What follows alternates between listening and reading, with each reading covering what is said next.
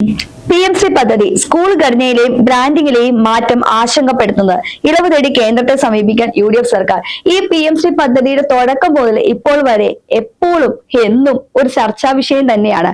PMC പദ്ധതി തലയിൽ മുന്നിട്ടിട്ടൊക്കെ പോയിട്ട് സൈൻ ചെയ്തു എന്നാണ് അന്ന് പ്രതിപക്ഷത്തുണ്ടായിരുന്ന UDF സർക്കാർ പറഞ്ഞിരുന്നത്. അതുപോലെ തന്നെ കുറെ ആളുകൾ, KM ഷാജി ഉൾപ്പെടെയുള്ള ആളുകൾ അധികാരത്തിൽ വന്നു കഴിഞ്ഞാൽ PMC പദ്ധതി അറബിക്കടലിലേക്ക് വലിച്ചെറിയുന്നോ ചവിട്ടി താഴ്ത്തുന്നോ എന്തൊക്കെയോ ഒന്ന് പറഞ്ഞിട്ടുണ്ടായിരുന്നു. പക്ഷെ ഇപ്പോഴൊന്നും അറബിക്കടലിലേക്ക് വലിച്ചെറിയുകയും ചവിട്ടി താഴ്ത്തലൊന്നും കണ്ടില്ല. മാധ്യമപ്രവർത്തകർ ഈ മാന്യതയുള്ള ഈ മനുഷ്യനോട് ചോദിച്ചു കഴിഞ്ഞപ്പോൾ പറഞ്ഞ വാക്കുകൾ ഇങ്ങനെയാണ്: ഞാൻ പ്രസംഗിക്കുമ്പോൾ പലതും പറയും എന്ന് വെച്ചിട്ട് എല്ലാം നമുക്ക് അറബിക്കടലിലേക്ക് താഴ്ത്താൻ പറ്റുമോ എന്നാണ് ചോദ്യം. ഇപ്പോഴത്തെ ഇവരുടെ പ്രധാന പ്രശ്നം എന്താന്ന് വെച്ച് കഴിഞ്ഞാൽ, ആദ്യമേ നമ്മുടെ VD സതീശൻ മുഖ്യമന്ത്രി പറഞ്ഞത് ഈ PMC പദ്ധതിയിൽ ഒപ്പിട്ടതും പോരാണ്ട് 92.61 കോടി രൂപ അന്നത്തെ LDF സർക്കാർ എടുത്തു എന്നാണ് പറഞ്ഞത്. എന്നാൽ അതിന് മറുപടിയായിട്ട് ശിവൻകുട്ടി പറഞ്ഞൊരു കാര്യമുണ്ട്: സർവശിക്ഷ അഭിയാനിൽ ലഭിക്കേണ്ട തുക നൽകാതിരുന്നത് കൊണ്ട് മാത്രമാണ് ഞങ്ങൾ PMC പദ്ധതി ഒപ്പിടാൻ നിർബന്ധിതരായത്. PMC പദ്ധതി ഒപ്പിട്ടപ്പോൾ SSK ഫണ്ടാണ് ഞങ്ങൾക്ക് ലഭിച്ചത്, അല്ലാതെ PMC ഫണ്ട് ഞങ്ങൾക്ക് ലഭിച്ചിട്ടില്ല എന്നാണ് ശിവൻകുട്ടി, അതായത് അന്നത്തെ വിദ്യാഭ്യാസ മന്ത്രിയായ ശിവൻകുട്ടി പറഞ്ഞത്. എന്നാൽ രംഗത്ത് വന്നിരിക്കുകയാണ്, കേന്ദ്ര സർക്കാർ തന്നെ ഇതിനെതിരെ രംഗത്ത് വന്നിരിക്കുകയാണ്. മുഖ്യമന്ത്രിയായ VD സതീശിന്റെ വാദം തെറ്റാണെന്നും PMC പദ്ധതി ഒപ്പിട്ടു എന്ന് മാത്രമേ ഉള്ളൂ, PMC പദ്ധതി ഒരു നയാ പൈസ പോലും അന്ന് കേരളം ഭരിച്ചിരുന്ന LDF സർക്കാർ വാങ്ങിച്ചിട്ടില്ല എന്നുമാണ് കേന്ദ്രം തന്നെ വെളിപ്പെടുത്തിയത്. ഇതോടുകൂടി നമ്മളുടെ VD സതീശൻ മുഖ്യമന്ത്രിയുടെയും ഷംസുദ്ദീന്റെയും എല്ലാം വാദം തെറ്റിപ്പോയി. ഏറെക്കുറെ മുഖം ചീഞ്ഞറിഞ്ഞിരിക്കുകയാണ്. പക്ഷെ ഇപ്പോഴത്തെ പുതിയ പ്രശ്നം എന്താണെന്ന് വെച്ചു കഴിഞ്ഞാൽ, PMC പദ്ധതി ഇവിടെ കേരളത്തിൽ നടപ്പാക്കുമ്പോൾ സ്കൂൾ ഘടനയിലും ബ്രാൻഡിങ്ങിലും മാറ്റം ആശങ്കപ്പെടുത്തുന്നു എന്നാണ് പറയുന്നത്. അങ്ങനെയാണെങ്കിൽ ഈ PMC പദ്ധതി സ്റ്റാർട്ട് ചെയ്തത് 2022 സെപ്റ്റംബർ 7-നാണ്. അന്ന് സ്റ്റാർട്ട് ചെയ്തപ്പോൾ ഈ പദ്ധതി നടപ്പിലാക്കിയ കോൺഗ്രസ് ഭരിക്കുന്ന സംസ്ഥാനങ്ങളുണ്ട്. ഇന്നും അവരെല്ലാം ഈ ഒരു PMC പദ്ധതി ഫോളോ ചെയ്യുന്നുണ്ട്. ഇവർക്കൊന്നും ഇല്ലാത്ത ആശങ്ക ഇവിടെ കേരളം ഭരിക്കുന്ന UDF സർക്കാരിന് എന്താണ്? അവിടെയും കോൺഗ്രസ് ആണ്, ഇവിടെയും കോൺഗ്രസ് ആണ്. പക്ഷെ അവിടുത്തെ കോൺഗ്രസിന്റെ ഒരു പ്രത്യേകത വെച്ചാൽ ഹിന്ദു മിതത്വമാണ്. ഇവിടുത്തെ കോൺഗ്രസിന്റെ പ്രത്യേകത എന്താന്ന് വെച്ചു കഴിഞ്ഞാൽ പ്രീണനമാണ്, പ്രീണന രാഷ്ട്രീയമാണ്. ഈ പ്രീണന രാഷ്ട്രീയത്തിൽ കുഴഞ്ഞു കിടക്കുന്നതുകൊണ്ട് മാത്രമാണ് ഇപ്പോൾ ഇവർക്ക് PMC പദ്ധതിയിൽ കാവ്യവൽക്കരണം ചെയ്യുമോ, ഇനി കാവ്യപ്പടിയാകുമോ, ഗോഡ്സേനെ പഠിപ്പിക്കുമോ, ഇതൊക്കെയുള്ള ചോദ്യങ്ങൾ ഇവർ ഉയർത്തുന്നത്. എന്നാൽ ഇവർക്ക് എന്തുകൊണ്ട് ഇവർ കർണാടക, ഛത്തീസ്ഗഡ് പോലെയുള്ള നമ്മുടെ കോൺഗ്രസ് ഭരിക്കുന്ന സംസ്ഥാനങ്ങളിൽ ഈ PMC പദ്ധതി നടപ്പാക്കി കഴിഞ്ഞപ്പോൾ ഈ വക ആക്ഷേപങ്ങളും ചോദ്യങ്ങളും ഉയർത്താത്തത് എന്തുകൊണ്ടാണ്? ഒരുപക്ഷെ അവിടെ പ്രീണനം ഇല്ലാത്തത് കൊണ്ടായിരിക്കും അല്ലെ? അങ്ങനെയാണെങ്കിൽ നമുക്ക് കോൺഗ്രസ് ഭരിക്കുന്ന സംസ്ഥാനത്ത് PMC പദ്ധതി കൊണ്ടുവന്നത് ആരാണെന്ന് നമുക്കൊന്ന് കണക്കെടുത്തിട്ട് വരാം. ആദ്യമേ തന്നെ നമുക്ക് രാജസ്ഥാനിലേക്ക് നോക്കാം. രാജസ്ഥാനിലെ PMC പദ്ധതി MOU 2022 ഒക്ടോബർ 14-നാണ് കേന്ദ്ര സർക്കാരുമായി ഒപ്പുവെച്ചത്. ഈ ഒപ്പുവെച്ചത് മറ്റാരുമല്ല, കോൺഗ്രസ് തന്നെയാണ്. അശോക് ഗെഹ്ലോട്ട് നയിച്ച കോൺഗ്രസ് സർക്കാർ ആയിരുന്നു MOUയിൽ ഒപ്പുവെച്ചത്. ഈ ഒപ്പുവെച്ചപ്പോൾ ഒന്നും അവിടെ ഒരു പ്രശ്നവും കണ്ടില്ല. ലോഗോ മാറ്റണമെന്നോ അതോ പദ്ധതിയിൽ മൊത്തത്തിൽ പ്രശ്നമുണ്ടെന്നോ ഒന്നും ഒരു എതിർ ശബ്ദം പോലും അന്ന് ഉയർന്നു കേട്ടില്ല എന്നതാണ് വാസ്തവം. ഇനി രണ്ടാമത് ഛത്തീസ്ഗഡിലേക്ക് നമുക്ക് പോകാം. PMC പദ്ധതിക്കുള്ള MOU 2022 ഒക്ടോബറിലാണ് ഒപ്പുവെച്ചത്. 2024 ഫെബ്രുവരിയിൽ സംസ്ഥാനത്ത് PMC പദ്ധതി ഔദ്യോഗികമായി ആരംഭിച്ചപ്പോൾ ഛത്തീസ്ഗഡ് ഇതിനകം പദ്ധതിയിൽ ചേർന്നിരുന്നതായി കേന്ദ്ര സർക്കാർ രേഖകൾ വ്യക്തമാക്കുന്നുണ്ട്. ഇനി ഈ MOUയിൽ ഒപ്പുവെച്ച സമയത്ത് ഛത്തീസ്ഗഡിൽ ഭരിച്ചിരുന്നത് ഭൂപേഷ് ബഹൽ നയിച്ച കോൺഗ്രസ് സർക്കാരായിരുന്നു. ഇവിടെ ഒന്നും ഇവർക്ക് പ്രശ്നമില്ല. അതായത് ഇപ്പൊ ഛത്തീസ്ഗഡിൽ കോൺഗ്രസ് ആയിരുന്നു, അതേപോലെ രാജസ്ഥാനിൽ കോൺഗ്രസ് ആണ്. പറയുമ്പോൾ നമ്മൾ ഓർക്കണം, 2022 സെപ്റ്റംബർ 27-നാണ് ഈ പദ്ധതി ആദ്യമായിട്ട് മോദി സർക്കാർ ആരംഭിച്ചത്. 2022 ഒക്ടോബർ തന്നെയാണ് നമ്മുടെ ഛത്തീസ്ഗഡില് അവിടെ ഭരിച്ചിരുന്ന കോൺഗ്രസ് ഇത് ഒപ്പുവെച്ചത്. ഒരു എതിർ ശബ്ദവും ഒന്നുമില്ല, കാവ്യവൽക്കരണം ഒന്നും ഇവർക്ക് ഒരു വിഷയമല്ല. പക്ഷെ ഒരു കേരളത്തിലേക്ക് വരുമ്പോൾ മാത്രം ഇത് കാവ്യവൽക്കരിക്കപ്പെട്ടു.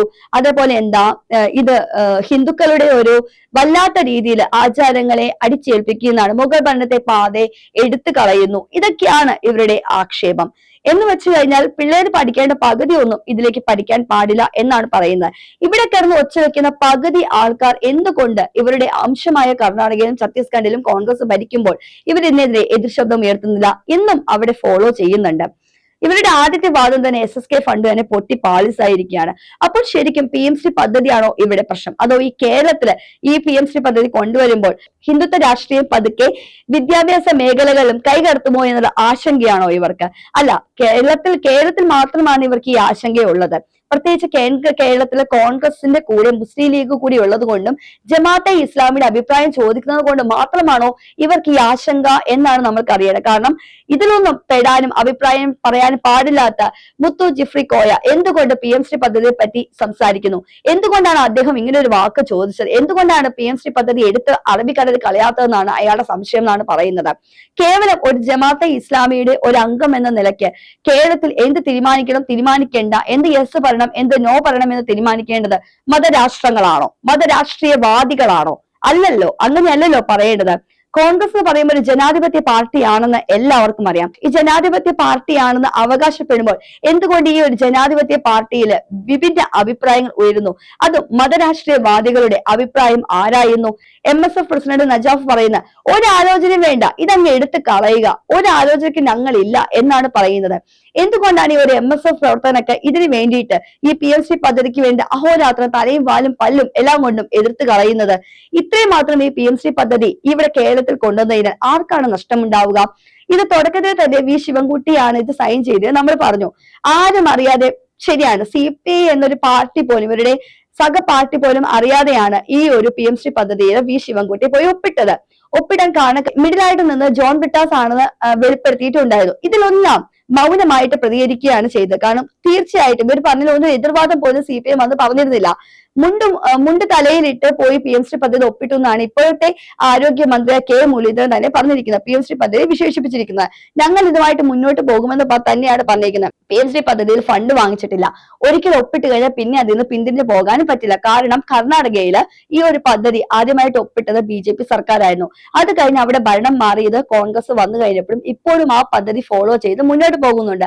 അപ്പോൾ ഇവിടെ ഒന്നും പ്രശ്നമില്ല. പക്ഷെ എന്നിട്ടാണ് ഇപ്പോൾ കേരളത്തിൽ മാത്രം ഇത് വലിയൊരു പ്രശ്നമാണ്, ഇത് കാവ്യവൽക്കരിക്കാൻ പോവുകയാണെന്ന് പറഞ്ഞ് ഇവിടെയുള്ള കുറെ മതവാദ സംഘടനകൾ വലിയൊരു പ്രീണന രാഷ്ട്രീയം കളിച്ച് കിട്ടേണ്ട ആനുകൂല്യങ്ങളെല്ലാം, അതായത് ഹൈ ടെക്നോളജി ആക്കേണ്ട ഈ ഒരു പദ്ധതിയെ നിരാകരിച്ച്, അതായത് അതിനെ വലിയ എന്തോ ഒരു വിദ്വേഷമാണ്, പിള്ളേരിൽ ഹിന്ദുത്വം വളർത്തുന്നു, അല്ലെങ്കിൽ ഹിന്ദുത്വ രാഷ്ട്രീയത്തിന്റെ വേര് വളർത്താൻ വേണ്ടിയിട്ടാണ് ഈ പദ്ധതി കേരളത്തിലേക്ക് കൊണ്ടുവന്നതെന്ന് പറഞ്ഞ് ആവശ്യമില്ലാത്ത അനാവശ്യമായിട്ടുള്ള ചില കാരണങ്ങൾ കൊണ്ട് ഈ പദ്ധതിയെ തള്ളിക്കളയാൻ ശ്രമിക്കുന്നത്.